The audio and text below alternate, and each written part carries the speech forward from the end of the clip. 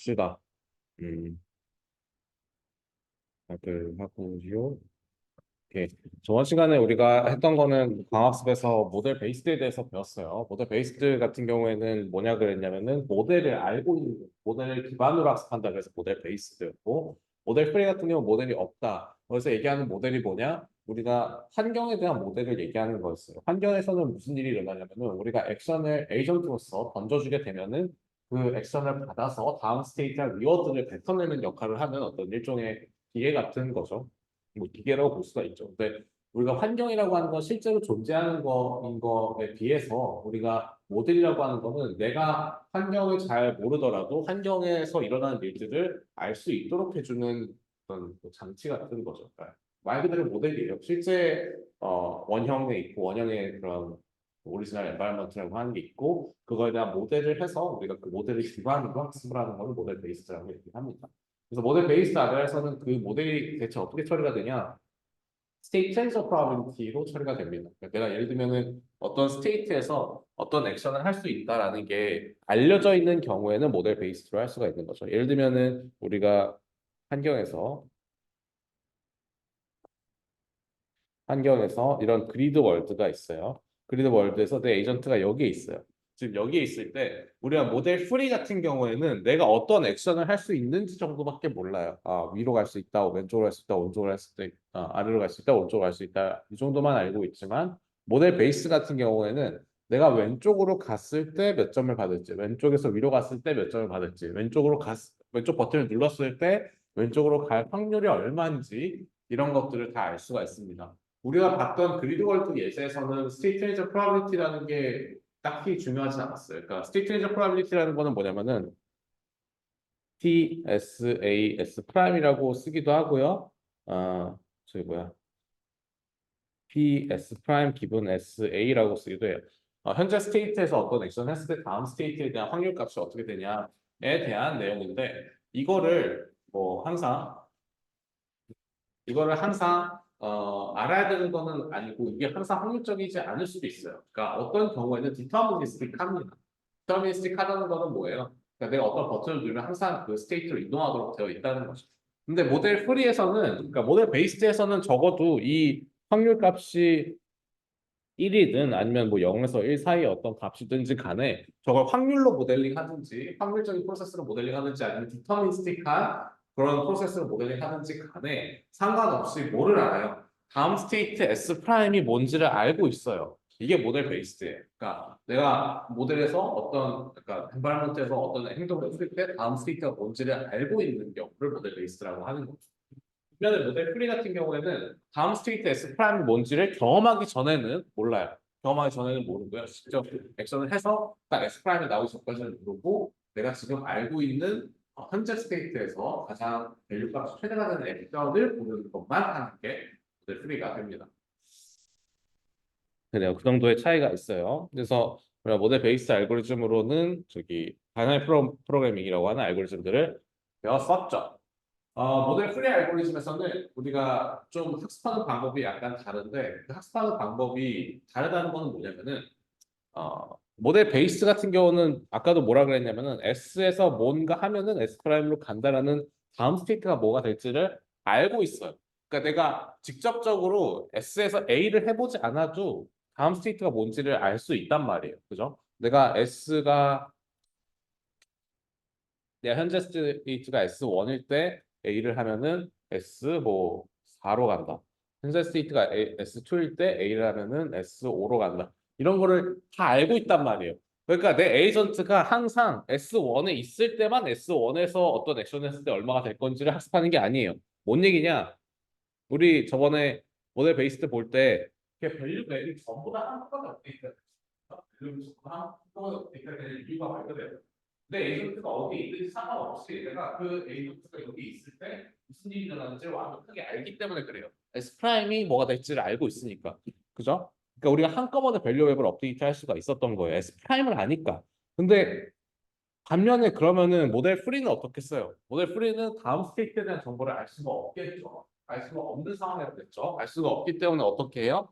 에이전트가 움직이는 대로 학습을 해야 됩니다. 에이전트가 직접 움직이면서 경험하고 스테이트 액션 트레이저를 경험하고 스테이트에서 어떤 액션을 쓸 때 다음 스테이트에 스프라이트인지 정하고 그걸 기반으로 학습해야 돼. 자, 근데 이거 두 가지 중요한 게 있어요. 첫 번째는 우리가 에이전트가 직접적으로 환경을 경험한다 그래도 환경을 경험한 걸로 우리가 다음 스테이트에 대한 probability, 즉 스테이트에 대한 probability를 업데이트하지 않아요. 모델 프레에서는. 모델 프레에서는 요거는 아예 업데이트. 그러니까 우리가 에이전트가 직접 돌아다니면서 저 스테이트의 probability 업데이트하는 학습 방법도 있어요. 그것도 모델 베이스라고도 해요. 다만 이제 모델에 대한 확실한 에비던스가 없는 상태에서 확실한 그 어떤 아이템가 없는 상태에서 쓰는 모델이 있습니다. 그러니까 우리가 다양한 프로그래밍 같은 경우는 완벽하게 모델을 하나 주고 디프센트 알고 있을 때 쓸 수 있는 모델 베이스 알고 있고 이말 이해가요. 다양한 프로그래밍 같은 경우는 우리가 위에서 다 보면서 빌리면 한 번도 업데이트. 이거는 무슨 일을 할지 완벽하게 알고 있기 때문에 빌리면 한 번도 업데이트 할 수 있고 다른 모델 베이스 알고리즘 중에는 스테이트 프로그래밍을 처음에는 그냥 동일한 시뮬레이션 프로그램을 갖고 있는 랜덤하게 시뮬레이션 되는 걸로 생각하다가 경험을 하면서 이 스테이트적 프로버티 맵을 조금씩 업데이트하는 방식으로 학습하는 모델 베이스 알고리즘도 있어요. 근데 그거는 우리가 다루지 않았어요. 그래서 우리가 모델 프리 알고리즘에서 에이전트가 직접적으로 움직인다 그래도 그 움직이면서 배우는 대상은 스테이트적 프로버티는 아니에요. 그래서 아예 다음 스테이트는 관심없어요. 알겠죠? 암스테이트에 대해서는 전혀 배울 생각이 없는 상태입니다. 자, 그래서 우리가 뭘 가지고 업데이트하냐? 강화학습의 최종 목표는 뭐냐면 리턴을 최대화시키는 거죠. 그러면 이 리턴을 최대화시키는 액션이 뭔지를 학습하는 QSA를 갖고 액션 밸류를 갖고만 학습하는 것을 우리가 모델 튜닝이라고 해요. 모델 튜닝에서는 다른 거다 신경 안 쓰고 암스테이트 신경 안 쓰고 현재 스테이트에서 어떤 액션이 가장 큰 값을 갖는가만 가지고 학습을 합니다. 그러면은 우리가 QSA를 학습할 거다. 뭐에 대해서? G에 대해서, 리턴에 대해서 Q 값을 학습하는 게 모델 프리 알고리즘의 핵심이 되겠죠. 밸류라고 하는 거는 저 리턴에 대한 expectation 값이었으니까 결국에는 저게 될 겁니다. 그 알고리즘 중에 가장 먼저 나오고 가장 흔한 알고리즘이 디크리멘탈 X라고 하는 알고리즘이에요. X는 몬테칼로의 X고요. 몬테칼로는 그 카지노의 이름이에요. 유명한 카지노.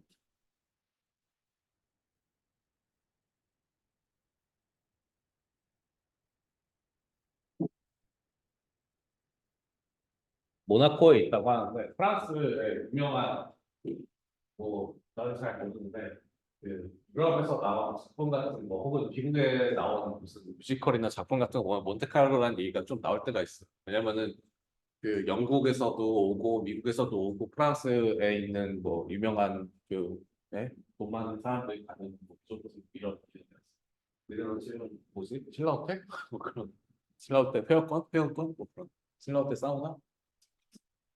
유럽의 신라호텔 사우나입니다. 아무튼 그래서 좀 유명한 카지노인데 저 몬테카를로 카지노 이게 그 카지노라는 개념 때문에 수학에서는 강학습을 몬테카를로라고 불러요. 그러니까 몬테카를로를 영정해서 부를 거예요. MCMC라거나 샘플링을 보면은 마르코프 체인 몬테카를로라고 해서 MCMC라고 하는 샘플링 방법이 있거든요.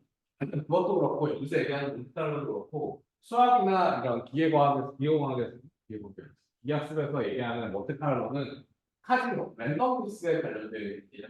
뭐냐면은 그냥 그 몬테카를로라는 그 개념을 너무 붙일 필요 없이 그냥 카지노처럼 랜덤 시뮬레이션을 해서 결과를 얻는 몬테카를로 알고리즘이라고 얘기합니다.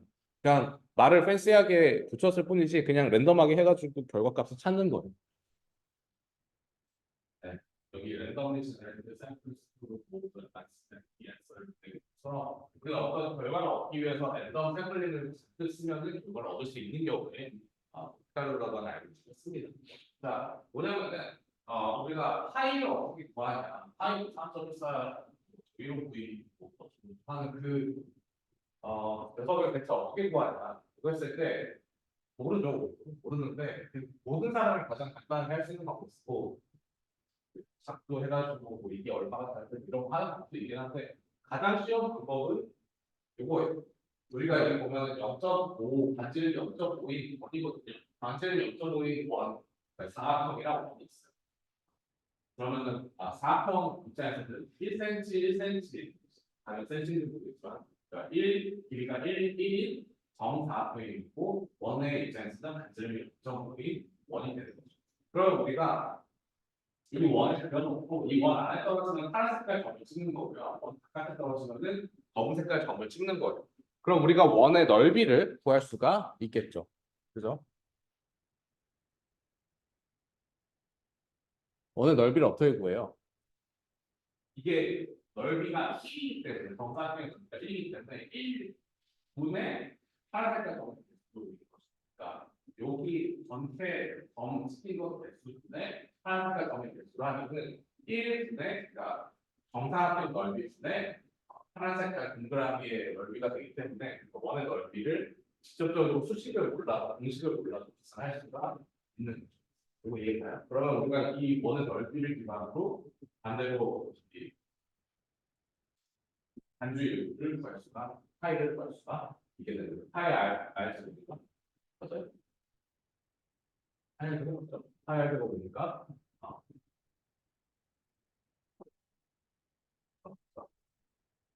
파이를 보니까 뭔가 R이 지금 0.5라는 거 아니까 파이 값이 얼마나 나오는지 할 수가 역으로 할 수가 있는 거죠. 그래서 점이 많이 찍히면 찍힐수록 3점 막 해서 점점 3.14에 넣을 거를 볼 수가 있어요. 3.12, 13, 14만 올라가는 게 보입니다. 그래서 저렇게 랜덤하게 점을 무한하게 많이 찍다 보면은 3.14, 159 이런 식으로 우리가 알고 있는 정확한 파이 값으로 수렴하게 됩니다. 이런 거예요. 그러니까 우리가 어떤 랜덤한 그러니까 어떤 거에 대한 바운더리는 알고 있고 어떻게 하면은 결과가 나올 거라는 것도 대충 나는데 정확한 값은 그런 랜덤 무한정 돌려가지고 수렴할 때까지 하는 이게 그러니까 그 수많은 사람들이 하시는 거가 미소진 몬테카를로에서 쓰는 전략이 있습니다. 제가 설명할 때 그런 느낌이에요. 그래서 당연하겠지만 몬테카를로 알고리즘, 그러니까 MCMC라고 하는 샘플링 메서드로 이 몬테카를로라는 게 들어간 알고리즘들은 좀 과도한 연산량을 많이 필요로 합니다. 샘플링을 잔뜩 해야 되기 때문에 랜덤 샘플들을 많이 만들어야 되기 때문에 그런 문제가 있긴 하지만 어쨌든 그렇습니다. 그래서 그러면 이 강화학습에서 다시 돌아와서 강화학습에서 몬테카를로가 뭐냐? 강화학습에서의 몬테카를로는 리턴을 무한 샘플하겠다는 거예요. 뭔 말인지 아시겠어요? 우리가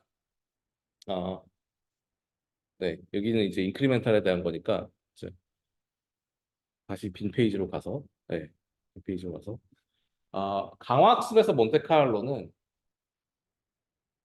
자 우리가 그 다시 돌아가서 생각해 봅시다. 강화학습은 두 가지 프로세스로 구성이 되어 있다고 했어요. 프레딕션이 있고요. 컨트롤이 있어요. 프레딕션은 뭘 프레딕션 하는 거예요? 우리가 현재 갖고 있는 파이, 폴리시를 기반으로 행동에 대한 가치값을 계산하는 거죠. 그러니까 가치값이라는 거는 뭐예요? 리턴에 대한 익스펙테이션 값을 제대로 프레딕션 하는 거예요. 그러니까 우리는 우리의 목표, 최종 목표는 뭐냐면은 얘를 알아내는 건데 이거가 내가 지금 갖고 있는 에이전트가 갖고 있는 거는 얘를 정확하게 알 수 없으니까 이거에 대한 어떤 예측 값으로 Q 값을 갖고 있는 거죠. 그죠? 혹은 이제 스테이트 액션에 대해서 정의된 게 아니라 스테이트에 대해서만 정의가 되면 V 값이 되는 거고 이런 상태로 우리가 이거를 알고 싶어요. 우리가 강학습 최종 목표는 뭐라고 했어요? 리턴을 최다시키는 거라고 했죠. Cumulative Future Reward. 그러니까 미래 누적 리워드 합을 최다시키는 게 목적이기 때문에 리턴을 최다시키는 게 목적이기 때문에 얘를 최다시키고 싶은데 얘는 expected return이고 그거를 우리가 Q에다가 넣어 놓는 거예요. 우리의 예측치를 넣어 놓는 거예요. 이거를 완벽하게 알 수가 없으니까. 왜? 파이가 변하면은 리턴이 변하니까. 그래서 우리가 현재 갖고 있는 파일을 이용해서 Q를 업데이트하는 거를 프레딕션이라고 그랬고 프레딕션을 통해서 다시 파일을 업데이트하는 거, 이 Q 값을 통해서 다시 파일 업데이트하는 걸 컨트롤이라고 부른다고 얘기를 했었어요, 그죠? 기억나죠? 이거 그래가지고 우리 저번에 이제 모델 베이스에서는 어떤 식으로 봤냐면은 이런 식으로 막 왔다 갔다 하는 V 수렴하는 거랑 파이 수렴하는 거 이쪽으로 왔다 갔다 하는 이런 거 있었던 것처럼 결국에는 우리가 프레딕션을 하고 싶은 건데 컨트롤도 둘 다 이제 해야 되는 상황인데 일단 파이라고 하는 게 있을 때 그때 G가 뭔지 모르잖아요. 그러면은 우리가 여기서 몬테카를로를 쓰는 거예요. 이해가세요? 자,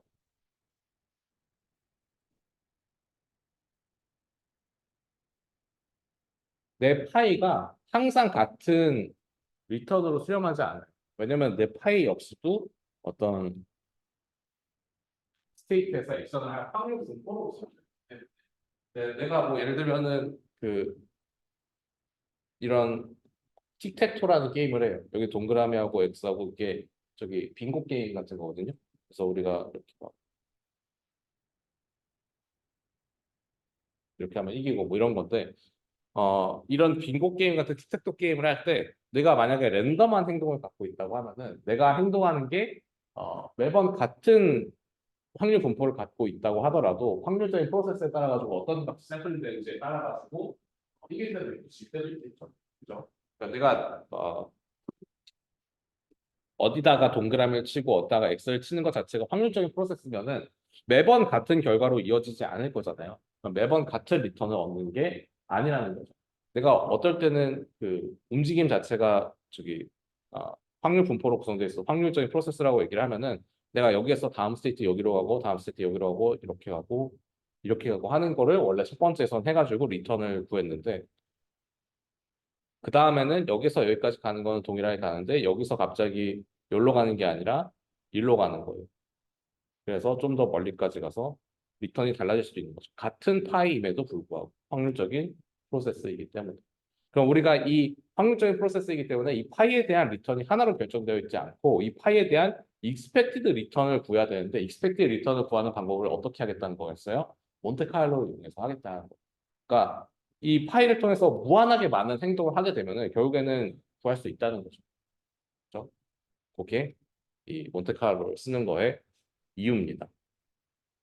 그러면 인크리멘탈 민 몬테카를로는 뭐냐? 이 인크리멘탈 민이라고 하는 거는 좀 별개의 얘기예요. 몬테카를로랑 상관없이 그냥 수학적인 내용이에요. 우리가 평균을 구하는 그러니까 민이 평균이잖아요. 평균을 구할 때 보통은 K개의 샘플이 있으면 K개의 샘플을 다 구해서 더해서 평균을 내는 더한 다음에 K개를 넣으면 우리가 평균을 구해요. 이게 우리가 일반적으로 알고 있는 평균을 구하는 속이거든. 이거 왜 하겠어요? 우리가 나중에 리턴들이 잔뜩 모이면은 첫 번째 시도에서 얻은 거, 두 번째 시도에서 얻은 거, 세 번째 시도에서 얻은 거 쭉쭉쭉 해서 G에서 K번째까지 시도까지 해서 얻은 게 있으면은 그거를 평균에서 얻고 싶은 거죠. 평균에서 얻는 방법에 대한 생각이 그래야지 그 익스펙테이션 값을 얻을 수가 있어. 맞죠? 그래서 그걸 할 건데 우리가 평균은 원래 이런 식으로 내요. 평균 이런 식으로 내는데 인크리멘탈 미는 어떤 방식을 쓰냐? 우리가 이거를 수식을 쪼갤 수가 있거든요. K-1까지로 쪼개요. 예를 들면은 K-1까지로 쪼개놓고 K번째 게 이런 식으로 있다. 그럼 내가 이걸 어떤 식으로 쪼갤 수 있냐?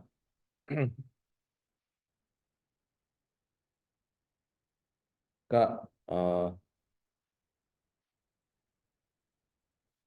여기가 뮤 K-1로 바꿔줄 수가 있거든요. 뮤 K-1은 뭐냐면은 K-1분의 K-1분의 1 하고 i는 1부터 K-1까지 xi를 더한 게 되는 거죠. 그래서 요 부분을 요거를 남기고 넘긴 k-1 곱하기 뮤 k-1로 바꿔줄 수가 있는 거. 그죠? 자, 여기까지 그냥 수학적으로 넘긴 거니까 요거까지는 괜찮을 건데 이거를 이렇게 전개하면은 어, 우리가 k-1번째 샘플까지의 평균이 있으면은 k-1번째 샘플까지는 그러니까 x1부터 xk-1까지는 삭제해도 돼요. 뭔 말인지 아시겠어요? k-1번째까지 평균 한번 구해 놓으면은 X1부터 XK-1까지 삭제해도 돼, 없어도 되고 XK번째 샘플이 들어왔을 때 XK-1번째 그러니까 뮤 K-1 그러니까 K-1번째까지의 평균 값을 이용해서 인크리멘탈하게 평균 값을 구할 수 있다는 거예요. 뮤 K. 이거 이해 가요? 그러니까 원래는 1번 그러니까 X1번부터 XK 번까지 다 필요했어요. 저 평균을 구할 때 다 필요해가지고 다 더한 다음에 K로 나오는데 그게 아니라 K-1번째까지 평균을 구한 값 밸류가 딱 하나만 있으면은 X1부터 XK-1까지를 날려버릴 수 있다는 거예요. 메모리에서 그냥 삭제도 돼요. 메모리 삭제하고 K-1번째 샘플의 평균이랑 K-1번째 샘플까지의 평균이랑 K번째 샘플만 있으면 된다는 거죠. 그러니까 메모리가 점점 줄어들겠죠. 이게 왜 중요하냐면은 첫 번째로는 우리가 리턴을 무한히 많이 얻을 거기 때문에 그래요. 물론 이론적으로긴 하지만 이론적으로 리턴을 무한히 많이 얻으려면은 그냥 저렇게 메모리에다가 K를 무한대까지 키우면은 당연하겠지만 여러분들 컴퓨터가 싫어하겠죠. 그래가지고 이제 이런 그 인크리멘탈 민 방식을 쓰면은 저장에 대한 밸류가 두 개밖에 없어요. K랑 K마째 들어온 값이랑 지금 있던 값이랑 여태까지 평균 값을 구해놨던 값 저렇게 두 가지 밸류만 저장해 놓으면은 무한하게 수행할 수 있는 거죠. 그래서 요거 첫 번째는 그러니까 무한하니까 무한하게 얻어야지만 expected return을 구할 수 있으니까가 첫 번째 이유고요. 두 번째 이유는 요거 때문에 그래요. 그러니까 수식적으로 델타 룰이랑 델타 룰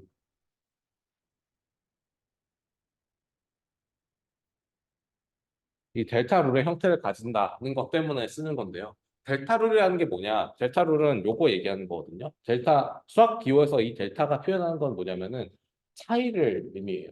그러니까 델타 정확히 델타 러닝 룰이에요. 편차를 이용해서 학습하는 거를 델타 러닝 룰이라고 부릅니다. 이 편차를 이용해서 학습하는 것 중에 여러분들이 대표적으로 아는 게 그레디언트 디센트가 되는 거죠. 오케이? 그래서 디센트 정확하게 말하면 편차는 아니긴 하지만 어쨌든 이런 차이를 이용해서 학습하는 방법을 우리가 델타 러닝이라고 얘기를 합니다. 그게 이제 Q 러닝, TD 러닝 이런 거 얘기할 때 나오는 녀석들이 다 델타 러닝 룰이에요. 굳이 뭐 델타 러닝 룰이라는 이름을 기록할 필요는 없지만 수식적으로 이거를 확장하기 때문에 그래요. 나중에 추후의 파트에서 요 인크리멘탈 민 방식을 쓰면은 수식적으로 델타 러닝 룰과 동일해지기 때문에 우리가 사용을 하게 되는 겁니다. 그래서 그게 대체 뭔 얘기냐? 자, 인크리멘탈 민을 우리가 이렇게 밸류에 대해서 쓰게 되면은 우리가 리턴이 들어올 때마다 내가 현재 가지고 있는 평균값, 그죠? 현재 가지고 있는 평균 값의 아, 값을 이용해서 인크리멘탈 방식을 그대로 이용해 가지고 계산을 할 수가 있어요. 자, 나는 뭐 하는 거야? 다시 우리가 리턴, 그러니까 V라고 하는 거 혹은 Q라고 하는 거는 뭐예요? expected return이에요. 그죠?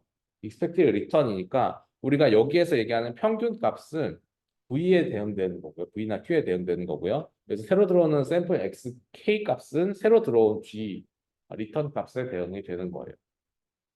뭔 말인지 이해 가세요? 그러니까 요거를 여기다가 지금 다 넣어주는 거예요. 그래가지고 우리가 이 인크리멘탈 민 방식을 이용해서 이 밸류를 학습하는 방식으로 수식을 변경할 수가 있는 겁니다. 요거 이해 가요? 요거 아주 어려운 내용은 아니죠, 그죠? 네. 우리가 V라고 하는 게 결국에는 리턴에 대한 expectation 값, 즉 평균 값에 해당하는 거기 때문에 이렇게 들어가고 새로 들어온 샘플 값은 요거 있는 거고 그리고 몇 번째까지 들어왔는지에 대한 거는 카운터로 써가지고 NS라고 하는 이 스테이트를 몇 번 만났나 즉 우리가 스테이트에 대해서 정의되어 있는 수식이기 때문에 이 K 값 여기 있는 K 값이 이런 식으로 카운터로 정의가 되어 있는 거 뿐이고요. 완벽하게 동일한 수식인 거를 볼 수가 있습니다. 자, 이 형태가 보시면은 내가 지금 얻은 값이랑 지금 내가 알고 있는 값 사이의 편차 즉 델타 값을 이용해서 학습한다. 그래서 델타 러닝 룰이라고 얘기를 하는 거예요. 델타 값을 구해서 학습을 한다. 그래서 델타 러닝 룰이라고 부릅니다. 뭔 말인지 이해가 가시죠? 그러니까 우리가 어떤 값이 있으면 그 값, 예측 값이랑 들어오는 값의 편차를 이용한 학습, 델타 러닝 룰이라고 부르는 그거를 이용한다. 자, 그랬을 때 우리가 이 수식이 이렇게도 바꿔서 써질 수가 있습니다. 이 n이 뭔지는 모르겠지만 몇 번 방문했는지는 모르겠지만 무한하게 많이 방문했다고 하면은 스테이트를 무한하게 방문했다고 하면은 이 부분이 그 적당히 작은 숫자면은 상관없어져요. 그러니까 수렴에 그렇게 큰 영향을 주지 않게 되거든요. 물론 방문하면 방문할 때마다 작아지긴 하겠지만은 점진적으로 작아지긴 하겠지만은 이게 충분히 작은 값이면은 그러니까 저런 거죠. 우리 저기 로스 함수 이렇게 되어 있을 때 러닝 레이트 값 있잖아요. 그러니까 우리 저기 그 네트워크 학습하는 그레디언트 디센트에서 러닝 레이트 값이 너무 작으면은 개느리긴 하지만은 뭐 오버슛이나 이런 문제는 없잖아요. 걔랑 동일한 얘기예요. 얘가 그냥 적당히 원래는 얘가 의미하는 바가 뭐냐면은 러닝 레이트가 처음에는 그러니까 얘가 NS가 처음에는 1일 거고 나중에 2, 3 이런 식으로 되면서 1분의 1이니까 1, 2분의 1이니까 0.1, 0.5, 그 다음에 3분의 1이니까 0.333 이런 식으로 점점 작아지잖아요. 그러니까 일종의 그 뉴럴 네트워크에서 우리가 얘기하는 러닝 레이트 디케이랑 같은 형태인 거거든요. 근데 러닝 레이트 디케이에서도 봤었지만은 러닝 레이트를 그냥 처음부터 적당히 작은 수로 만들어 놓으면은 굳이 막 오버슛 하는 거 신경 쓸 필요 없이 어차피 수렴은 한단 말이에요. 얘도 마찬가지예요. 이 수익적으로 수학적으로 봤을 때는 여기가 점점 줄어드는 값이 되는 게 맞지만은 이 NS가 점점 증가하면서 이 분수는 점점 줄어드는 값이 맞지만 얘를 적당히 작은 값으로 치환해도 수렴은 합니다. 네, 그래가지고 우리가 알파 값으로 바꿔서 쓰고 이 알파 값을 저기 러닝 레이트라고 부르는 강화학습의 파라미터가 되는 거예요. 생각보다 기존에 배웠던 거랑 연결이 많이 돼 있어가지고 그렇게 어렵지 않게 받아들일 수 있을 겁니다. 그래서 왜 그 러닝 레이트를 했는지 아시죠? 이크리멘탈 미는 했는지 아시죠? 여기서 이 부분을 한번 시작하는 게 델타 레이트 값으로 준비해가지고 앞에서 인크리멘탈 민 같은 거를 설명을 했던 겁니다. 자, 몬테카를로 어때요? 좋아 보여요?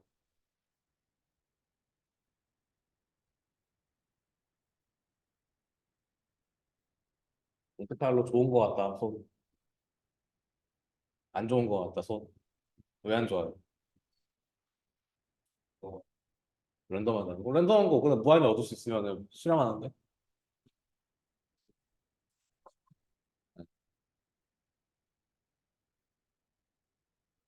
뭐라고요? 연산량이 많아서 연산량이 많아서 좀 그게 더 좋은 대답일 수 있을 것 같아요. 그러니까 연산량이 많은 거 맞아요. 그래가지고 안 쓰는 것도 많고, 근데 더 문제는 뭐냐면 G를 쓰는 거가 많아요. 그러니까 사람과 신기해. 원래는 G를 있다고 쳤는데 G를 넣고 갑자기 그게 나빴어요. 내가 좀 있어. 아무튼 제가 G가 리턴이라서 생기는 문제가 있습니다. 환경이 항상 터미널이 존재하지 않는 경우가 많아요. 그러니까 터미널이 존재하면은 G를 써도 상관이 없거든요. 그리고 환경이 연산량이 많다고 했지만 환경이 충분히 작으면은 연산량이 그렇게 많지도 않아요. 그러니까 환경이 작고 끝이 있으면 괜찮은데 많은 경우에는 환경이 크고요. 끝도 없어요. 끝이 없는 경우도 많아요. 그러니까 그런 경우에는 G를 그러니까 스테이지가 그럴수록 그럴수록 리턴을 구하기 위해서 스테이지 행수를 굉장히 많이 하면 많이 해야 될수록 이게 수량이 너무 힘들어지는 거죠. 수량이 너무 힘들어서 연산량이 더 커요. 그래가지고 이 GT를 잘 관리해야 될 필요가 있는데 그러면은 GT를 어떻게 할 거냐? 바꿀 거예요. 두 번째는 그러니까 일단은 이제 그 GT가 없는 경우도 있을 수 있다. 그리고 스테이트가 늘어나면 연산량도 막 늘어난다. 그리고 다음으로 더 중요한 거는 이 GT는 끝나야지만 GT는 리턴이기 때문에 끝까지 가야지만 얻을 수 있는 거예요. 이것도 문제예요.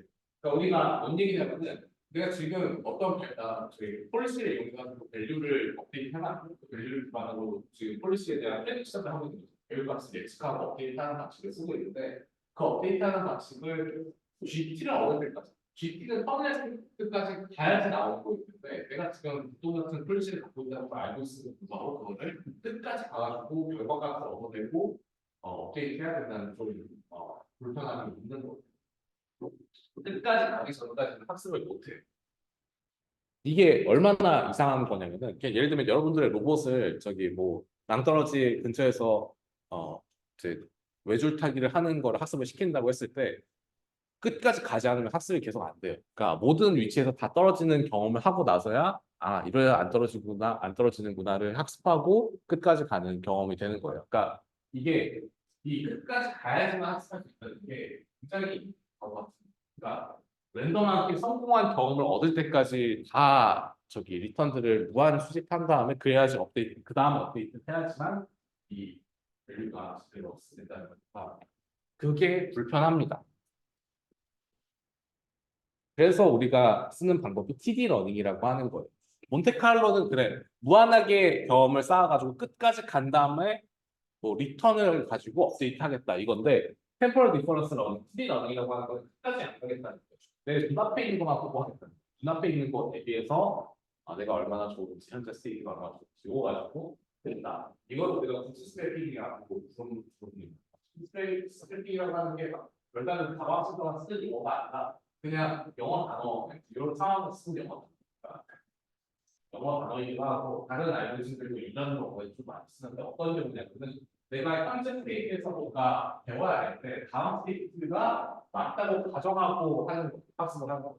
원래는 뭐예요? 원래는 다음 스테이트가 아니라 저 끝까지 갔을 때 리턴을 알아맞추는 거죠. 리턴을 알아맞추는 방식으로 했는데 그게 아니라 요 눈앞에 있는 값이 맞다고 생각하고 학습을 하겠다는 거예요.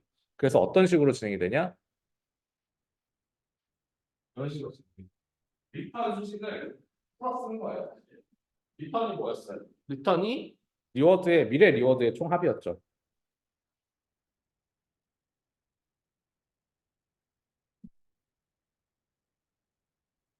감마 RT 플러스 2 플러스 감마 RT 플러스 3 땡땡땡 요거였어요. 그죠? 근데 우리가 지금 VST는 뭐냐면은 리턴에 대한 익스펙테이션 값이고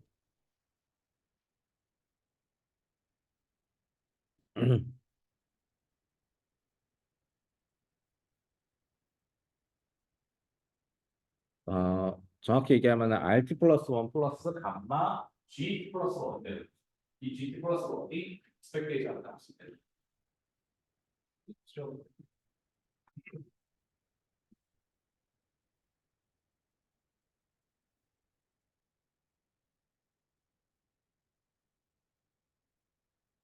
이렇게 해야지 더 정확하겠죠. 아무튼 이런 식으로 되어 있는 거. 원래 몽테카르로는 뭐였냐면 여기를 GT를 쓴 거예요. 그죠? 원래 저희가 GT였어요. 여기 있네. 여기 GT를 그대로 썼던 게 몬테카르로 인크리멘탈 미니 몬테카르로 법이었어. 근데 우리가 여기에서는 지금 뭘 하고 싶은 거예요? V로 바꿨죠. expected니까 우리가 V로 바꿀 수가 있어.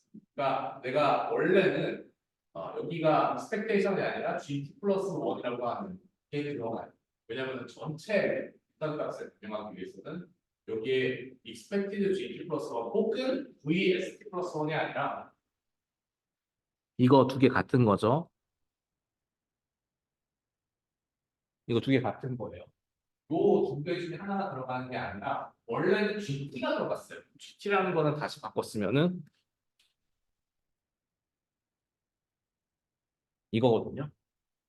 R 플러스 1 플러스 감마 GT 플러스 1이 원래 GT였어요. 그죠? 근데 여기에서 우리가 RT 플러스 1을 뽑아내고 이 뒤에 있는 거는 GT 플러스 1이 아니라 VST 플러스 내가 갖고 있는 밸류 펑션에서 이 선택 스테이트에 대한 밸류 펑션이 밸류 값이 얼마냐 를 기반으로 할 수가 있어요. 이해가요? 그러니까 그 원래가 수식이라는 걸 알겠죠? 원래 이 수식을 이렇게 바꿔 쓸 수 있다는 걸 알겠죠? 네. 요 수식에서 우리가 이 GT 플러스 1을 그냥 쓰면은 GT 플러스 1이라는 건 결국에는 저 멀리까지 가서 터미널까지 간다고 얻을 수 있는 값이란 말이에요. GT는 GT 플러스 1이고 그러니까 저 끝까지 가야지만 나오는 값이기 때문에 전부 다 경험한다 얻는 값이었어요. 근데 얘를 expected GT 플러스로 바꾸겠다. 그러면은 그거는 VS 플러스 1로 치환할 수 있어요. 그러면은 VS 플러스는 뭐냐면 내가 경험해가지고 끝까지 가야 되는 게 아니라 내 테이블 안에 들어있는 값이에요. 뭐 정확한 값은 아니겠지. 정확하게 했을 값은 아니겠죠. 우리 항상 과정 중에 있으면 정확한 값이 안 들어갔어. 그럼에도 불구하고 내 테이블에 있는 값이 그걸 맞다고 가정하고 쓰죠. 이게 학습이 왜 되지라는 의문은 일단 저 편에 던져봤고 일단 이 GD 플러스 1을 expectation 즉 V로 바꾸겠다는 게 메인 아니에요. 이렇게 바꾸면 얘는 내 테이블 안에 있는 거고 얘는 끝까지 가야지만 내 테이블 안에 있는 값만 가지고 업데이트 할 수가 있어요. 그러면 한 가지 의문이 남습니다. 왜 RT 플러스 1을 뽑아야 왜 그냥 얘는 GT 그대로 썼는데 RT 플러스 1을 왜 굳이 앞으로 뽑아놨나가 의문이 생길 텐데 이게 학습의 중요한 포인트예요. RT 플러스 뽑아내. RT 플러스 1을 뽑아낼 수 있는 이유는 뭐냐면은 내가 스테이트에서 템포럴 디퍼런스 러닝이 일어나는 시점을 좀 봐야 돼. 템포럴 디퍼런스 러닝이 일어나는 시점은 내가 여기서 쓰는 거 보면은 T랑 S 플러스 T 플러스 1, T랑 T 플러스 1이 되기 때문에 T 플러스 1을 바로 T를 학습하는 것처럼 보여요. 근데 실제로는 반대예요. 그러니까 뭐냐면은 내가 현재 스테이트에서 미래를 보고 학습하는 게 아니라 이렇게 온 다음에 뒤를 보고 저기에서 어떻게 해야 되는지 역으로 학습하는 거예요. 뭔 말인지 이해돼요? 그러니까 내가 ST에서 학습하는 게 아니라 ST에서 어떤 액션을 하기 전에 학습하는 게 아니라 T 플러스 1에 와 있는 다음에 내가 경험한 거 기반으로 ST에서 밸류 값을 어떻게 업데이트 해야 된다를 뒤로 업데이트하는 거예요. 그렇기 때문에 내가 ST에서 ST에서 액션 AT를 하고 나서 ST 플러스 1을 받고 RT 플러스 1도 받은 상태인 거예요. 내가 한 스테이트 했습니다. 스테이트에서 액션을 한 다음에 딱 와 있으니까 ST 플러스 1에 나는 와 있는 거예요. ST 플러스 1에 와 있지만 ST를 업데이트 하겠다. 그러면 내가 받은 RT 플러스 1이랑 내 현재 갖고 있는 VS 플러스 1을 기반으로 이쪽에다 업데이트. 그렇기 때문에 RT 플러스 1을 뽑아내는 거예요. 자, 이렇게 했을 때 왜 학습이 되냐? 왜 학습이 되는지는 이따가 보게 될 겁니다. 그러니까 왜 학습이 되는지를 한 단어로 요약하면은 이 ST 플러스 1이 터미널 스테이트일 때를 생각해 보면 돼요.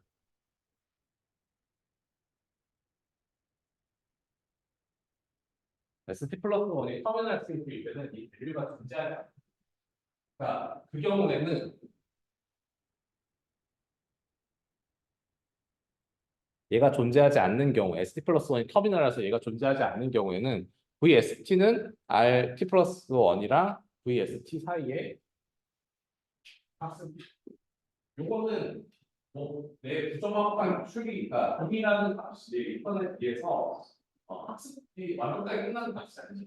완벽하게 끝난 값이 아니기 때문에 얘가 부정확한 결과를 줄 수 있어요. 그게 이제 템포럴 디퍼런스라는 가장 큰 맹점인데, 그러니까 얘를 이렇게 바꿨을 때 생기는 가장 큰 맹점이 얘인데, 얘가 아직 학습하고 있는 애인데 얘가 뭐라고 이거를 학습의 대상으로 하나 두개 가장 문제인데, SD 플러스는 터미널 때 그냥 끝날 때는 RT 플러스 1, 그러니까 터미널 스테이트에서 리워드랑 그때 밸류 펑션을 기반으로 학습을 하는 거예요. 그러니까 여기는 내 부정확한 추리가 들어갈 일이 없잖아요. 그러면은 이 VS가 어떻게 되겠어요? 적당히 공부하시고 학습 데이터를 따라가지고 학습하는 거예요. 이게 적당히 학습된다고 되겠어요. 이 ST 이전에 있는 아이고, 잠시만요. 이 ST 이전에 있는 예를 들면은 VST-1을 학습할 때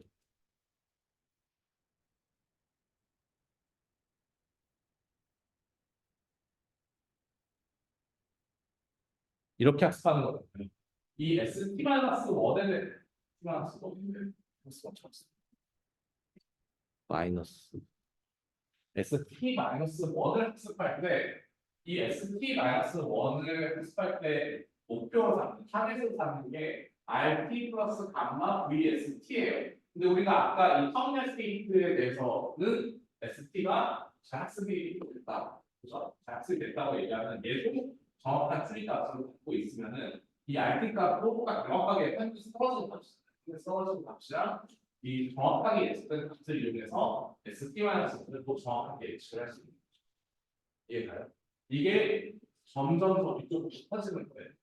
터미널 스테이지 근처부터 명확한 밸류 값들이 학습이 되는 게 점점 퍼져가지고 첫 번째 스테이트, 이니셜 스테이트, 스타팅 스테이트까지 퍼져나가는 방식이라지. 그래가지고 이게 리턴을 다 구해서 쓸 필요 없이 이 경험을, 업데이트 경험을 여러 번 누적하는 걸로 학습하겠다. 이게 이제 템포럴 디퍼런스 러닝입니다. 그래서 예를 들면은 이런 거죠. 우리가 목표로하고자 하는 건 결국에 리턴이에요. 큐뮬레이티브 리워드 때문에 우리가 이런 지배를 가는 상황에서 예를 들면은 여러분들이 미래 최종 걸리는 시간, 집까지 가는데 얼마나 걸릴지를 예측하는 테스트를 풀고 있다고 생각해 볼게요. 그랬을 때 여러분들이 사무실을 떠나고 차에 도착했을 때뭐 비가 오는 걸 깨닫고 뭐 저기 고속도로 출구 가고 뭐 차 뒤에 있을 때 트럭 뒤에 있을 때뭐집 근처에 있는 스트리트에 갔을 때 집에 도착했을 때 이렇게 스트리트를 나오고 갔을 때 그때 여러분이 예측하는 토탈 타임이 막 달라질 수 있는 거죠. 맨 처음에 대충 30분이면 가고 있으니까 지금 0분 지났으니까 30분 남았겠다 이렇게 생각하고 5분 지났을 때 오피스 나와가지고 5분 지났을 때 비 와가지고 조금 늦었으니까 35분 정도 더 가야겠다.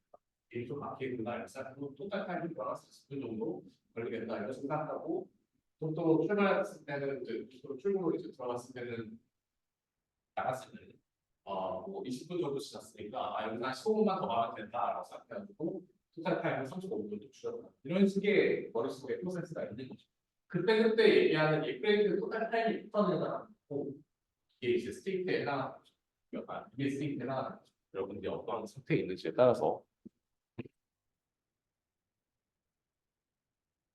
그래서 몬테카를로 같은 경우에는 리턴을 어딘가 하면 한 번도 없대 일단. 리턴을 얻는다는 것은 내가 집에 도착한 다음에 집에 도착한 값으로 업데이트를 하는 거를 의미를 합니다. 반면에 템포럴 디퍼런스 러닝 같은 경우는 PD 같은 경우에는 다음 스테이트를 기반으로 해서 예를 들면은 지금 이 리빙 오피스 같은 경우는 리치카 한 상태에 딱 도달했을 때 차에 도달했을 때 내가 오피스를 떠날 때 30분을 생각하면 안 되겠다라고 생각해서 뒤를 보고 뒤에 있는 거를 여기까지 끌어올리죠. 그렇죠? 그 다음에 익스닝 하이웨이가 저기 고속도로 출구까지 가서 출구로 나간 다음에 내가 출구로 나갔을 때 보니까 이 리치카 회사 측은 좀 말도 안 된다. 예를 들어서 저기 수강을 뭔지 모르겠다. 그쪽 갔을 때 올리고 호스트 갔을 때 다시 또 높게 생각했으니까 그 전에 예측을 다시 올리고 이런 식으로 학습을 하는 거예요.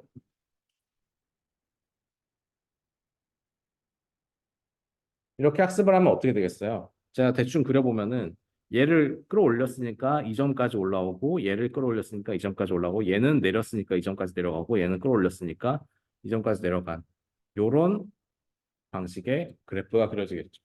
다음 스테이트는 어떻게 되겠어요? 다음 스테이트는 여기 리치카 기반으로 봤을 때는 리치카 딱 도착했을 때 이전에 예측치 의미 없었던 것 같다. 내리고요. 여기 익시딩 하이웨이로 갔을 때는 지금 보니까 좀 높여야 될 것 같다. 그럼 얘를 다시 높이고요. 그다음에 뭐 세컨더리 로드에서 높여야 되니까 높이고요. 이런 식으로. 얘는 그대로고. 그러면은 다음 스테이트는 이렇게 되는 거죠. 그 다음 스테이트는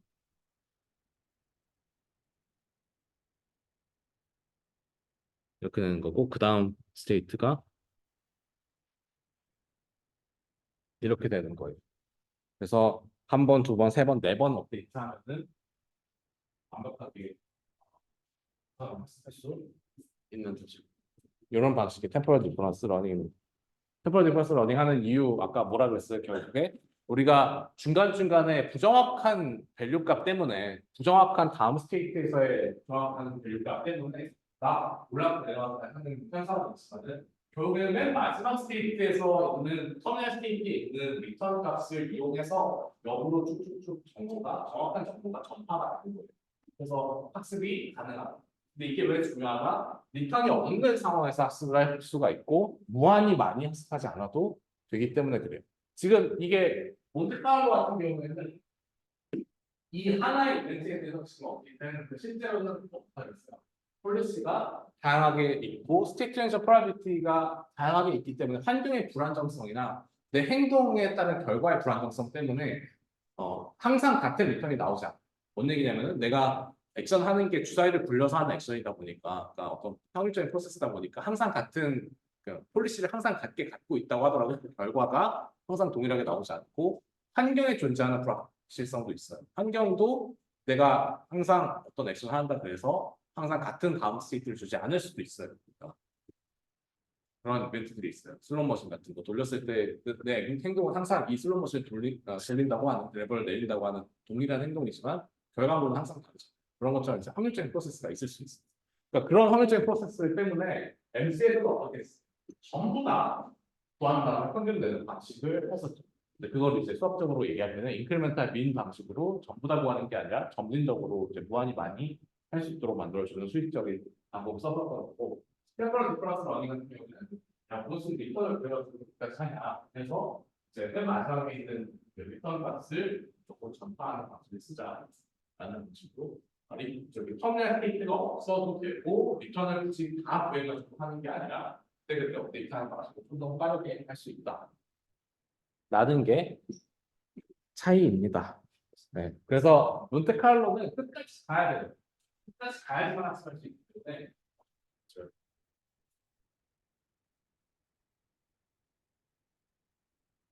네, 끝까지 가야지만 때문에 이게 좀 오프라인이라고 얘기하기도 하지만 굉장히 시간도 많이 걸리고 실수 없는 분들도 많아요.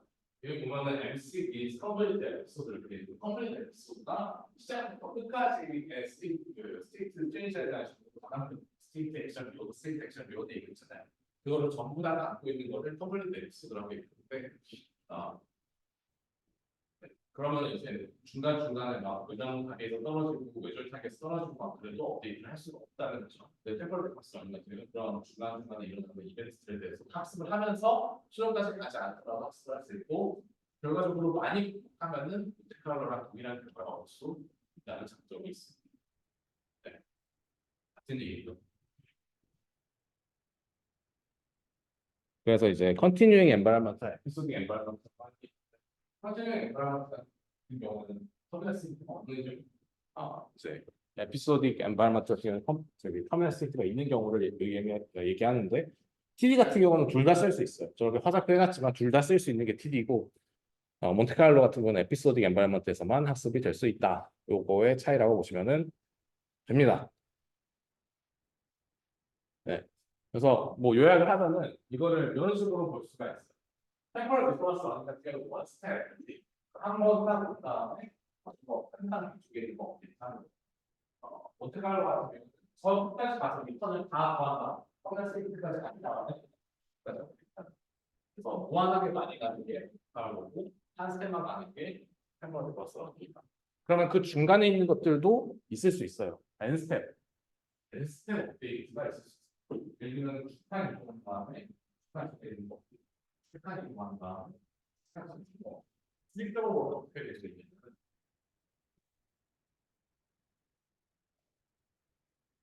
이런 식으로 될 수 있는 거예요.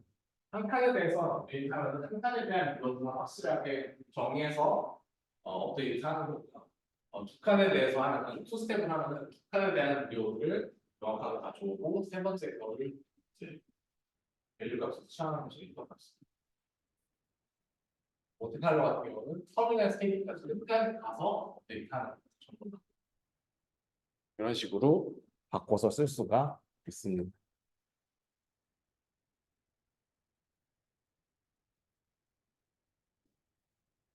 이때 n스텝 리턴이라고 하는 거를 이런 식으로 하면 GT에서 이런 식으로 정하면은 우리가 일반화된 통을 들고 왔어. 수식어가 없을 수 있어요.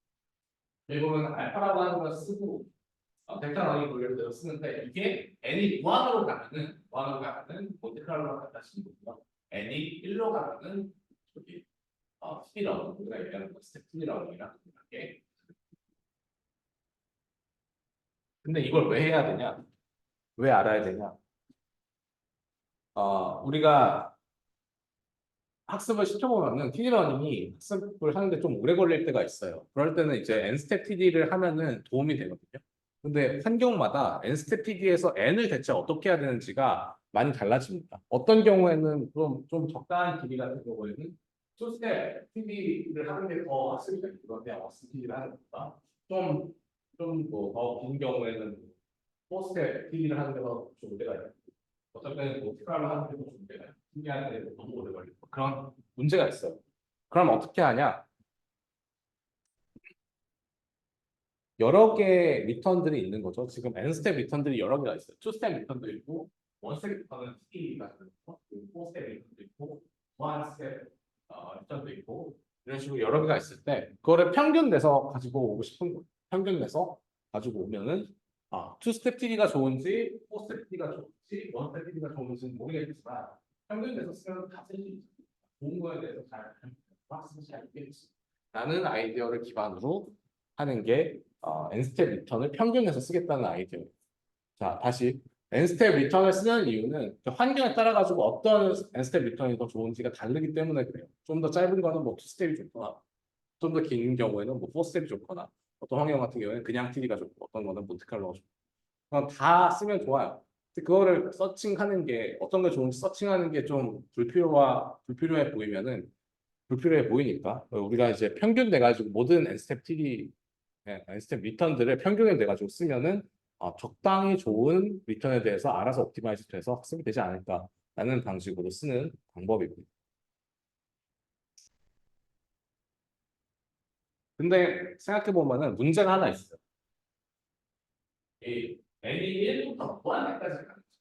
그러니까 원스텝 1에서 있는 리턴부터 투스텝 리턴, 3스텝 리턴까지 쭉 해가지고 원스텝 리턴이 몬테칼로의 저기 합의에 실린 그냥 우리가 흔히 얘기하는 리턴이 되는 거죠. 그래서 무한까지 가야 돼요.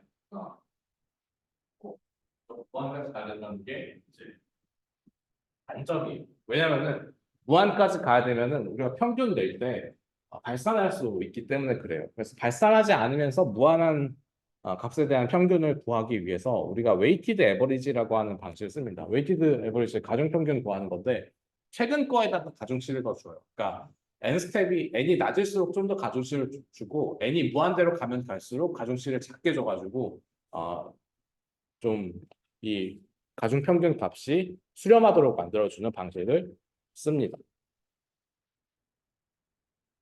네. 예를 들면 이런 거예요.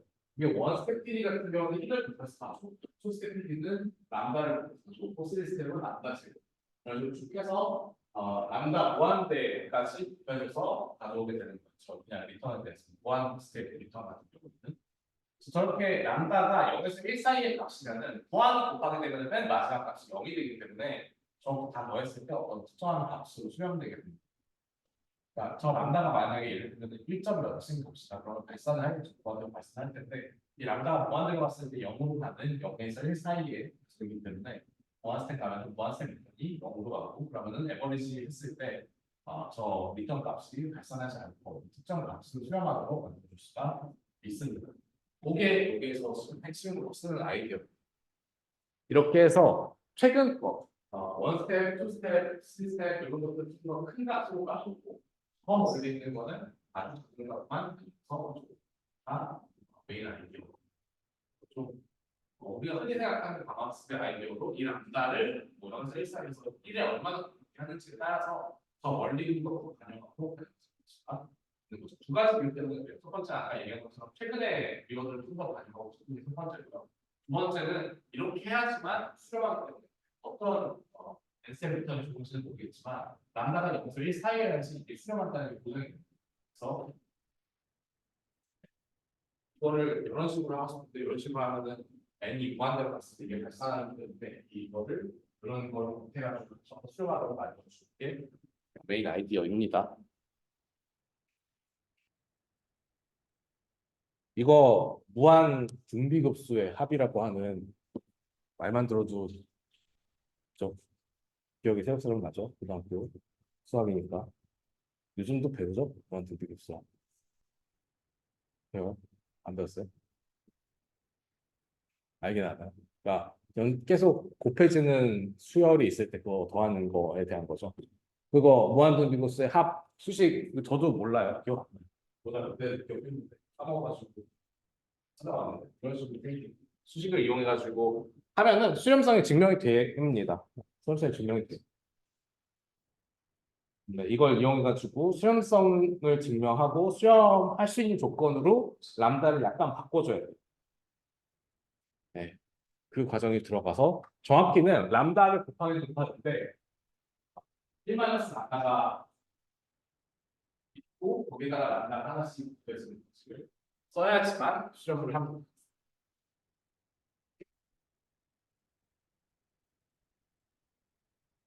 네, 그래서 람다 리턴이라고 불러요. 그러니까 이 리턴을 구할 때 람다 리턴이라는 게 있는데 우리가 n 스텝 리턴들은 전부 다 평균을 내고 싶은 거예요. 최근 거에다 좀 방식을 중요하고 수렴하게 평균을 내서 나누고 싶어요. 근데 그게 수정하려면은 이 무한 등비급수의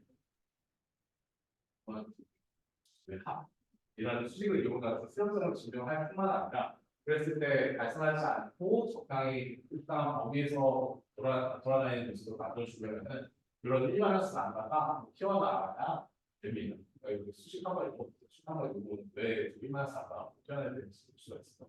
그래야지 1이 나와.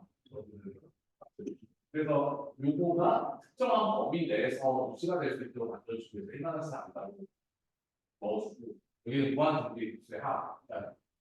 n이 무한대로 갔을 때 이 람다 값이 0이 되면서 이 n 무한대 거가 0이 되니까 그 합이 수렴분으로 되겠죠.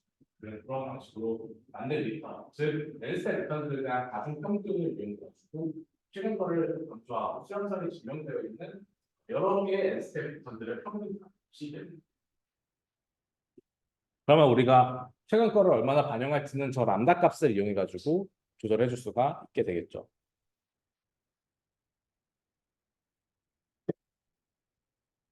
이런 식으로 생긴 거예요. 그래서 우리가 학습하는 저희 학습도 똑같은 계속 델타를 해서 저 타겟이 GT면은 그냥 GT면은 어떻게 하는 거고 RT 플러스 1 플러스 감마 G V S 플러스 1이면은 그냥 원스텝 TD가 되는 거고 여기 람다 리턴이면은 여러 개의 리턴 값들 평균 값으로 들어가는 람다 리턴 값을 쓰겠다라는 이런 식으로 1마이너스 람다가 람다가 조금씩 구해지면서 작아지는 그래서 미래 같은 경우는 이런 식으로 거의 0을 수렴하기 때문에 요거 다 하게 되면은 무한 등비급수의 합처럼 나오는 거죠. 수렴하는 값이 나오는 거죠.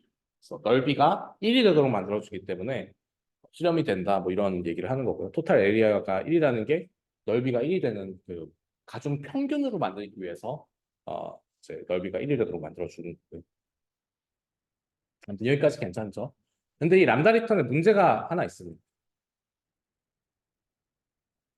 CD 러닝에서도 봤던 얘기인데요. 그러니까 리턴을 구해야 된다는 건 무한하게 가야 된다는 것입니다. n스텝 리턴을 평균을 구한다는 건 n스텝 리턴까지 가봐야지만 우리가 n스텝 리턴 할 수 있다는 거기 때문에 이게 사실 우리가 원래 TD를 도입했던 이유가 완전히 달라요. 여기 강학습의 이 부분이 항상 그래요. 그러니까 수익적으로 발전시켜놓고 잠깐만 생각해보니까 우리가 원래 했던 거랑 다른데 그러니까 TD 러닝 같은 경우는 저렇게 리턴까지 가가지고 업데이트 하려고 하는 거를 좀 해결하기 위해서 TD 러닝이 나왔었는데 정찰을 보니까 람다 리턴 좋지 이렇게 생각하고 정찰을 보니까 얘도 저희 끝까지 가야 되는 거예요. 무한하게 가야지만 업데이트 할 수 있는 값이 되어버린 거예요. 그래서 다시 이 람다 리턴은 컴플리트 에피소드가 필요하게 됩니다. 그러면은 싫잖아요. 우리 이거 하고 싶었던 거 아닌데. 그래서 이 요거를 포워드 뷰라고 부르는데 얘를 수학적으로 동일하게 백워드 뷰로 바꿔주는 방법이 나옵니다. 나중에. 백워드 뷰라는 거는 원스텝 TD에서 내가 여기에서 다음을 예측해가지고 하는 게 아니라 한 번 동안 뒤를 업데이트 했었잖아요. 원스텝 TD 할 때. 요거랑 동일하게 간 다음에 뒤를 업데이트하는 방식을 쓰는 거를 백워드 뷰라고 불러요. 백워드 뷰 TD 업데이트를 통해서 이 람다 리턴 업데이트 수식을 원스텝 TD처럼 만들어줄 수가 있습니다. 한번 하고 뒤 업데이트하는 걸로 바꿔줄 수가 있어요. 요게 조금 귀찮은데요. 여러분들이 어떻게 이해하고 싶느냐에 따라 가지고 조금 귀찮아질 수가 있는데 간단하게 얘기하면은 어떤 변수 좀 랜덤해 보이는 그러니까 뭔지 모르겠는 이런 릴리저빌리티라고 하는 어떤 그 개념을 도입해가지고 수식을 전개하면은 포워드비랑 같은 수식이 나와요. 결과적으로 수식을 전개했을 때. 그러니까 뭐 순서는 잘 모르겠어요. 그러니까 포워드 뷰 수식을 전개해놓고 백워드로 업데이트하는 방법을 역으로 찾은 건지 어떤지 모르겠지만 릴리저빌리티라는 거를 도입해가지고 수식을 전개하면은 포워드 뷰랑 같은 수식이 나오기 때문에 결과적으로는 포워드 뷰를 이렇게 앞에 있는 거를 예측해가지고 하는 게 아니라 간 다음에 뒤로 업데이트하는 수식을 변경할 수 있어요. 수학적으로 완전히 동일한 수식. 그러니까 뭔 말인지 아시겠어요? 그러니까 우리가 지금 하고 싶은 거는 원래 포워드 뷰처럼 무한한 미래를 가지고 업데이트하는 거는 하고 싶었던 게 아니에요. TD 업데이트에서 하고 싶었던 게 아니기 때문에 이거를 어떤 다른 변수를 도입해가지고 수식을 전개해봤더니 백워드 뷰랑 같아지더라. 그러니까 원스텝 TD 하는 거랑 같아지더라. 그러니까 우리 이거 쓸 수 있다. 백워드 뷰를 이용하면은 저 무한한 미래까지 막 리턴들을 다 해서 업데이트할 필요 없이 원스텝 PD 하는 것처럼 업데이트할 수 있다는 걸 이게 백허드 교육이 만들어졌어요. 그래서 어떻게 하냐? 그 끼워 넣어지니까 수식의 전개를 위해서 수식 두 개의 수식을 완벽하게 동일하게 만들기 위해서 끼워 넣어진 개념이 일리저빌리티 트레이스라는 거예요. 우리가 일리저빌리티 트레이스라는 건 뭐냐면 람다 리턴이라는 걸 계산할 때 어떻게 계산했어요? 리턴이라는 걸 계산할 때 어떤 스테이트를 얼마나 공분했는지에 따라서 리턴이 계산이 되는 이크면서 EHC 같은 거 기억해보면 그거를 이 일리저빌리티라고 하는 거에다가 넣어보면 그러니까 실제로 내가 지금 당장 그 스테이트를 업데이트하는 게 아니고 그 미래의 값들을 모르니까 1.1라는 값에다가 내가 너를 보냈고 어느 정도의 가중치가 업데이트할 거야. 너는 얼마나 거기에 대한 책임이 있어. 업데이트에 대한 책임이 있어라는 거를 트레이스를 적어놓는 걸 트레이스라고 합니다.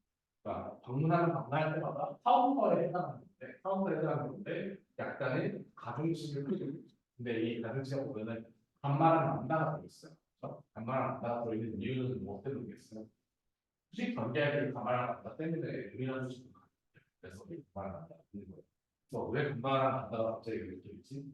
수식적으로 이거를 갖고 있어야지 그 포워드비가 같아서 갖고 있는 거고 데이터를 트레이스의 의미가 뭐지? 우리가 어떤 거를 업데이트할 때 포워드 뷰는 어떤 스테이트를 방문지에 따라서 리턴을 계산해서 업데이트했었어. 그러면 내가 이 스테이트를 방문할 때마다 어떤 카운터를 올려놓는 거야.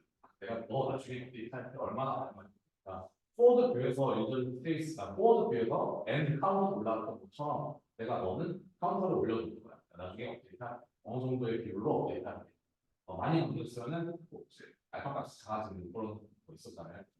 그러니까 미디에서 아니면 미디에서 그런 것처럼 얼마나 업데이트에 참여해야 되는지에 대한 비율을 최근에 방문하는 거에 대해서 반영을 해놓는 만약에 엔스택이 멀어지면 또 줄어든 미리 반영을 했어. 왜 엔스택이 늘어나면은 줄어들어야 돼요. 우리가 람다 리턴 구할 때 최근에 거를 강조하고 멀리 있는 거를 좀 줄이잖아요. 그거를 반영하기 위해서 점점 줄어드는 값을 만들고 최근에 방문한 값을수록 올라가는 그러니까 일리더블 하나 업데이트 입수를 하다는 값을 하기 위해서 프리퀀시랑 믹센스에 기반해서 데이터하는 수식을 만들어 놓고 사실 이유는 뭐다? 이거를 전개했을 때 포워드비랑 같은 람다 리턴을 쓰는 거랑 같은 수식이 나오기 때문에 그거는 그래서 수직은 한나라 반바가 여기 들어가 있는 이유로 되고 여기 1은 S 플러스 1이 X에 해당하는 카운터를 업데이트하고 그렇지 않은 업데이트하지 않는 0을 업데이트하는 그런 수식에 해당합니다. 그래서 만약에 카운터가 0이면 ST가 S 플러스 1이 S라고 하는 스테이트가 아니면은 이 카운터는 점점 작아지죠. 방문할 때마다 올라가고 저기 디그레이드 되고 방문할 때 업데이트 디그레이드 방문할 때 업데이트 디그레이드 방문할 때 업데이트 디그레이드 요거를 계속 방문 안에서 1 값이 0이 1 그 아이덴티티 펑션이 0이 치면은 계속 줄어들어요. 이런 식으로 일적의 트레이스를 기억하겠다라는 거예요. 머릿속에 확 안 와도 돼요. 괜찮아요. 그러면 어떻게 업데이트 할 거냐면은 이 일점의 트레이스를 기반으로 원스텝 TD 데이터, 원스텝 TD의 에러가 있잖아요. 원스텝 TD에서 요거를 기반으로 학습을 했잖아요. 여기 있는 요수식, 요수식을 기반으로 학습을 했는데 여기 있는 이 수식만 쓰면은 사실 원스텝 TD였잖아요. 근데 일리저빌 트레이스는 여기에다가 곱해져서 사용하는 거예요. 얼마나 최근에 많이 보냈고, 그죠? 얼마나 최근에 얼마나 많이 바꾸는지를 기반으로 이 원스텝 TD 업데이트 비율을 조절하는 이 수식을 전개를 하는 코드 뷰 람다를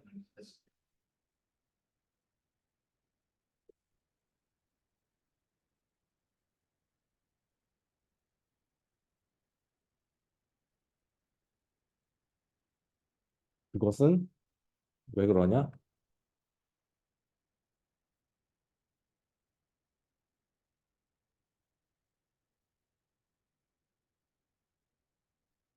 네, 여기에 잘 나와 있습니다. 먼저 이제 우리가 원스텝 TD에다가 일리저베트 트레이스를 넣은 거를 수식을 전개를 하면은 저기 왼쪽에 나와 있는 게 일리자베트 트레이스 수식에 해당하는 거죠. 이쪽에 있는 게 일리자베트 트레이스 수식에 해당하는 거고, 그거를 그냥 전개한 거예요. 최근에 얼마나 방문했는지에 따라 가지고 이런 식으로 람다랑 감마가 곱해져 있는 형태로 나올 거고, 거기에다가 이제 델타 t 값을 이제 넣어가지고 요 수식 자체를 전체를 전개하면은 뭐 이런 식으로 전개가 되는 거죠. 그죠? 이거는 그냥 수식을 따라가 보시면 되는데 이 수식을 보면은 그 아이덴티티 펑션에 따라 가지고 묶을 수가 있어요. 아이덴티티 펑션이 0이 s일 때, 뭐 1이 s일 때, 2가 s일 때 이런 식으로 쭉 전개가 되어 있기 때문에 이거를 원래는 델타 값들로 묶여 있던 수식들을 아이덴티티 펑션을 기준으로 묶어주게 되면은 요런 수식이 됩니다. 이거를 정리하면은 요런 수식으로 바꿔 쓸 수가 있고요. 이렇게 됐을 때 요 업데이트 되는 양이 요 업데이트 되는 양이랑 같으면은 두 수식이 같은 거죠, 실제로. 그래서 그거를 보면은 요 앞쪽도 전개를 하고 전개를 하고 나서 어 저기 묶으면은 요런 수식이 나와요. 그러니까 여기서는 차이점은 여기 아이덴티티 펑션이 있는 건데 아이덴티티 펑션 없이 얘는 요거 기준으로 묶은 거예요. 아, 람다 감마를 기준으로 묶으면은 람다 감마의 제곱에 따라서 묶으면은 람다 감마 제곱에 따라서 묶으면은 이런 수식이 나오게 되는 거죠. 이런 수식이 나왔을 때, 그러니까 이거 지금 전개하고 나서 묶는 방식만 소개한 거니까 한번 나중에 수식을 자세히 보셔도 괜찮아요. 뭐 크게 대단한 건 없어가지고 넘어갑니다만. 그래서 이거 두 개가 왜 동일하냐면은 어, 우리가 여기에서는 실제로 어떤 스테이트를 경험했는지를 알고 있기 때문에 아이덴티티 펑션이 필요가 없어요. 그러니까 경험한 스테이트에 대해서만 업데이트를 할 거기 때문에. 근데 우리가 백워드 뷰 같은 경우에는 업데이트 그 스테이트 방문한 스테이트에 대해서만 업데이트를 해야 되죠. 방문한 스테이트에 대해서만 업데이트하는 아이덴티티 펑션이 있을 뿐이에요. 얘가 만약에 없다고 가정하면은 우리가 방문한 스테이트에 대해서만 업데이트 한다고 가정을 하면은 둘이 완벽하게 동일한 거죠. 방문한 스테이트에 대해서 일단 그 주식을 끼워 넣어주고 이 식을 전개하는 주제가 같은 수식. 그래서 항상 업데이트하는 요 빨간 줄 쳐져 있는 업데이트하는 부분에 그 알파에다 곱해지는 값에 수식을 전개해 보면은 둘이 같게 나와요. 방문한 스테이트에 대해서만 업데이트를 한다고 했을 때. 근데 뭐 우리가 강화학습을 하는데 방문하지 않은 스테이트에 대해서 업데이트 할 일은 당연히 없겠죠. 그러니까 둘이 같아지는 겁니다. 이거는 수식 전개를 해보면은 그렇다는 거고요. 그러니까 수식 전개에서 왜 일리어티 트레이스가 어, 요따구로 생겼는지 감마랑 람다를 곱하는 방식으로 생겼는지를 알 수 있는 대목인 거예요. 이렇게 만들어 놓고 저거를 기반으로 묶으면은 그 함수들을 그러니까 그 수식을 전개해 가지고 묶으면은 둘이 같아지기 때문에 그렇습니다. 그래서 사실은 여기서 쓰는 람다 리플이라고 하는 거는 첫 번째 스텝부터 2스텝, 3스텝부터, N스텝부터, 1스텝부터까지 다 구한 다음에 중평균으로 구했던 방식. 그죠? 그래가지고 호흡으로 저 미래까지 다 더해야지만 업데이트 할 수 있을 것 같아요. 그게 아니라 얘는 어떻게 되겠다는 거예요? 원스텝 TD의 데이터 값을 씁니다. 그죠? 이 데이터 값은 원스텝 TD에서 나오는 거죠. 원스텝 TD의 데이터 값만 이용하더라도 업데이트 할 수 있다는 얘기.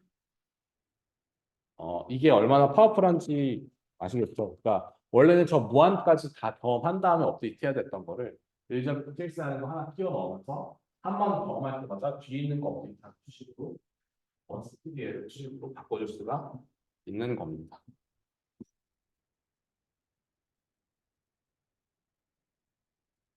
그렇습니다. 그래서 그때 람다 리턴에서 람다 값을 조절함으로써 우리가 얼마나 멀리 떨어져 있는 것까지 업데이트하고 앞에 있는 것만 업데이트하고 이런 것들을 조절을 할 수가 있다가 됩니다. 네, 거기까지가 모델 프리 RL의 프레딕션이었고요. 컨트롤 파트는 뭐 다음 시간에 컨트롤 파트부터 좀 자세히 다루긴 하겠지만 어, 온 폴리시랑 오프 폴리시라는 개념이 조금 중요해요. 온 폴리시랑 오프 폴리시의 개념은 뭐냐면은 내가 컨트롤이라는 거는 뭐예요? 밸류 값을 지금 배운 거잖아요. 배운 다음에 그 밸류 클래스 기반으로 폴리시를 업데이트 할 거예요. 근데 폴리시를 업데이트 할 때, 원스텝 PD를 학습해줍니다. 지금 원스텝 PD를 기반으로 학습하는데, 원스텝 PD를 할 때마다 폴리시를 업데이트 할 건지, 그리고 그거를 그대로 다시 행동하는 쓸 건지, 아니면은 원스텝 PD 할 때마다 밸류 값을 업데이트 하거나 폴리시 업데이트로 바로 들어가시는 건지, 이거의 차이니까 폴리시가 온라인으로 업데이트 되는지 오프라인인지가 이 원폴리시 핵심 개념입니다. 왜 중요하냐? 모델 베이스 같은 경우는 아까도 얘기했지만 스테이트를 전부 다 위에서 바라보면서 모든 스테이트를 한 번에 업데이트. 근데 액션 밸류 펑션을 이용하는 액션 밸류 펑션만을 업데이트하는 모델 프리 같은 경우에는 경험한 것만 가지고 업데이트 한단 말이에요. 그래서 온폴리시를 썼을 때 경험한 것만 가지고 업데이트했을 때 온폴리시 썼을 때 경험한 것만 가지고 계속할 수 있어요. 그러니까 그때그때 다른 액션에서 볼 수도 있어요. 예를 들면은 왼쪽이 100만 점이고 오른쪽이 10점이고 앞이 마이너스 100만 점이다. 그러면은 왼쪽을 가봐야 되는데 앞이랑 오른쪽만 가보고 오른쪽이 더 좋구나 이런 식으로 생각하고 폴리시를 어떻게 해버리면 오른쪽으로만 가는 거죠. 그게 아니잖아요. 그러면 안 되잖아요. 모든 걸 경험해봐야지. 그러니까 보통은 오프 폴리시가 선호되는 개념이에요.